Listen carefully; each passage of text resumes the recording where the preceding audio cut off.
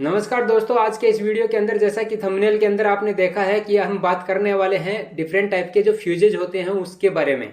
यानी कि फ्यूजेज कितने प्रकार के होते हैं और इसी वीडियो के अंदर हम ये भी बात करेंगे कि फ्यूजेज का उपयोग क्या होता है। तो नमस्कार दोस्तों, मेरा नाम है महेंद्र कुमार सैनी और आप देख रहे हैं MKSM टेक गाइड। दोस्तों देखिए, फ्यूज जो होता है एक इस प्रकार का यूनिट इक्विपमेंट है जिसको हम ओवर करंट से प्रोटेक्शन के लिए यूज करते हैं, जो कि सर्किट को ओवर करंट होने के टाइम पे फ्यूज को ब्रेक करके सर्किट को ब्रेक कर देता है, जो कि ओवरलोड और शॉर्ट सर्किट दोनों में प्रोटेक्शन देता है।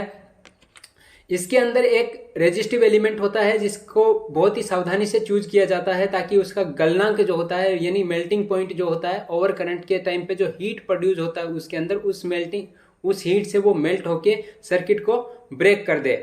और इस तरीके से जो रेटेड करंट जो रहती है वो रेटेड करंट जो होती है नॉर्मल करंट की 1.25% जो है 125% जो है रेटिंग रहती है।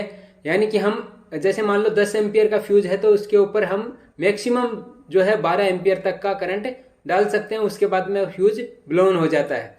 ठीक है, देखिए यहाँ पे आप देख सकते हैं 6 एम्पियर का एक फ्यूज है जो कि ओवर करंट से फ्यूज हुआ है। यहाँ पे दूसरे में देख सकते हैं जहाँ पे फ्यूज का टेस्टिंग हो रहा है, यानी कि जैसे करंट डालते हैं तो वह फ्यूज ओवर करंट पे या ओवरलोड पे फ्यूज हो जाता है।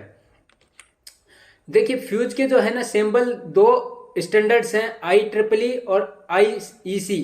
इसके अनुसार अलग अलग फ्यूज के स्टैंडर्ड सिंबल्स यूज किए जाते हैं जो कि ड्राइंग्स के अंदर यूज करते हैं। हम जैसे ड्राइंग बनाते हैं तो उसके अंदर जैसे IEEE या ANSI का जो सिंबल होता है वो इस तरीके का होता है और जो IEC का जो फ्यूज का सिंबल होता है वो इस तरीके का होता है। ये स्टैंडर्ड सिंबल्स हैं जो कि हम जब भी हम ड्राइंग बनाते हैं इलेक्ट्रिकल का तो उसके अंदर ये फ्यूज के लिए सिंबल यूज करते हैं। उसके बाद में हम देखते हैं टाइप्स। देखिए फ्यूज के जो है दो टाइप्स होते हैं, मेनली DC फ्यूज होते हैं और AC फ्यूज। यहाँ पे DC फ्यूज और AC फ्यूज का मतलब ये है कि DC का रेजिस्टेंस अलग होता है एलिमेंट के लिए और AC का रेजिस्टेंस अलग होता है, इसीलिए यहाँ पे दो कैटेगरी में डिवाइड किया जाता है। अभी हम सबसे पहले बात करेंगे DC फ्यूजेज के बारे में। जैसे कार्टेज फ्यूज होते हैं जिनको हम नॉर्मली यूज करते हैं गाड़ी के अंदर या फिर यहाँ पे नॉर्मल जो हमारे इलेक्ट्रॉनिक इक्विपमेंट आते हैं उनके अंदर सबसे पहले पावर सप्लाई से प्रोटेक्शन देने के लिए हम जो है यूज करते हैं। और अगर कोई अंदर से शॉर्ट सर्किट होता है तो उस टाइम पे ये फ्यूज ब्लोन हो जाता है और बाकी का सर्किट जो है बच जाता है और बाकी हमारे घर के सर्किट के ऊपर इसका कोई भी प्रभाव नहीं पड़ता है। उसके बाद में देखिए ऑटोमेटिव फ्यूज होते हैं। ऑटोमेटिव फ्यूज उन फ्यूजेज को बोलते हैं जो ऑटोमोटिव व्हीकल में यूज होते हैं, यानी कि व्हीकल्स के अंदर जैसे मोटरसाइकिल के अंदर एक फ्यूज होता है या फिर हमारी जो कार होती है या फिर जो हमारी 4 व्हीलर व्हीकल होती हैं उसके अंदर जो फ्यूज होते हैं उनको बोलते हैं। उसके बाद में रीसेटेबल फ्यूज होते हैं जैसे पॉलीफ्यूज हैं। उसके बाद में देखिए सेमीकंडक्टर फ्यूज होते हैं, सेमीकंडक्टर डिवाइस से या एलिमेंट से बने हुए होते हैं, इस तरीके के फ्यूज होते हैं।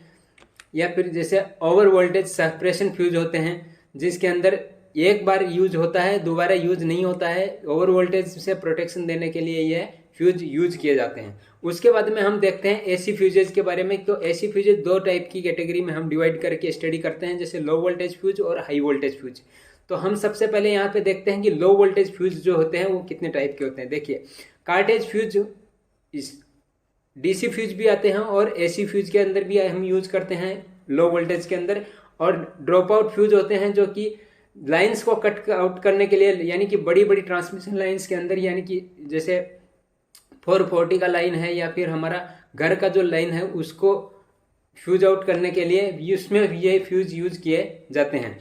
उसके बाद में रीवायरेबल फ्यूज होते हैं, जैसे आपने घर के सबमर्सिबल पंप में या फिर घर की वायरिंग में इस तरीके के फ्यूज यूज किए जाते हैं जहां पर यहाँ पे एक वायर लगाते हैं और ये वायर जब फ्यूज हो जाता है तो हम इस वायर को दोबारा चेंज कर देते हैं, इसीलिए इसको रीवायरेबल फ्यूज बोलते हैं। उसके बाद में देखो स्ट्राइकर फ्यूज होते हैं। स्ट्राइकर फ्यूज के अंदर भी हम देखते हैं कि ये फ्यूज जो है दो एलिमेंट से बना होता है। मेन HRC फ्यूज होता है इसके अंदर और एक पीछे में एक फ्यूज होता है जिसको हम प्लग आउट करने के लिए यूज करते हैं। इसके बाद में स्विचेबल फ्यूज होते हैं, जैसे फ्यूज के साथ यहाँ पे ये जो फ्यूज है ये फ्यूज यूनिट है, ये रिवायरेबल फ्यूज है और उसके साथ में यहाँ पे स्विच भी दिया हुआ होता है, तो इसलिए इनको स्विच फ्यूज करते हैं। अभी हम बात करते हैं हाई वोल्टेज फ्यूज के बारे में। तो देखिए HRC यानी हाई रैप्चर करंट फ्यूज होते हैं, जैसे HRC फ्यूज होते हैं जैसे कि बहुत ही हाई करंट होता है इसके अंदर यहाँ पे दिखाया नहीं गया है, एक फ्यूज यूनिट होता है जो यहाँ पे फ्यूज वायर इससे कनेक्ट रहता है, और जब वो फ्यूज हो जाता है तो ये यहाँ पे एक प्लग पिन जो रहती है, प्लग पिन बाहर आ जाती है, जिससे हमको पता चल जाता है कि फ्यूज सही है या खराब हो चुका है। उसके बाद में देखिए एक्सप्लोजन फ्यूज होते हैं, जिनको भी हम ट्रांसमिशन लाइन के अंदर यूज करते हैं। तो इस तरीके से हमने देखा कि डिफरेंट टाइप के कौन कौन से फ्यूजेज होते हैं और उसका कहाँ पे हम उपयोग कर सकते हैं। अगर ये जानकारी आपको अच्छी लगी है तो इस जानकारी को आप अपने दोस्तों के साथ शेयर कीजिए, जिससे कि हमारा भी मनोबल बढ़ेगा।